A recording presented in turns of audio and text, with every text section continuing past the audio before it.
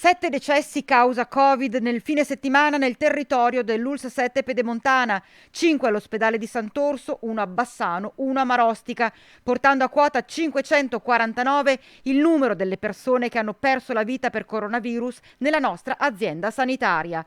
A oggi sono 127 i pazienti ricoverati nei nosocomi, 12 in terapia intensiva, 115 in area non critica, numeri che fanno riflettere. È una situazione sicuramente di forte preoccupazione e di massima allerta. Noi siamo in zona gialla, lo ricordiamo, quindi abbiamo superato i parametri che ci hanno portato in zona gialla.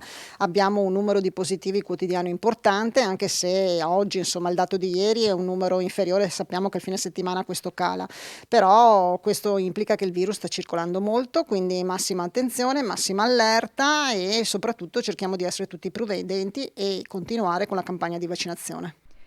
E a proposito della diffusione della variante Omicron, l'assessora regionale Lanzarin illustra le prossime mosse in accordo tra Ministero della Salute e Istituto Superiore della Sanità. Ogni regione deve fare dei campioni di sequenziamento a caso, proprio per questo ci permetterà di capire se circola e in quale dimensione la variante Omicron sta circolando. Ricordiamo che in Veneto ad oggi noi abbiamo 6 casi riscontrati, però potrebbe essere, insomma, che sia già in circolazione, quindi questo permetterà di capire effettivamente in che modo e quanto sta circolando e se sta diventando la variante principale.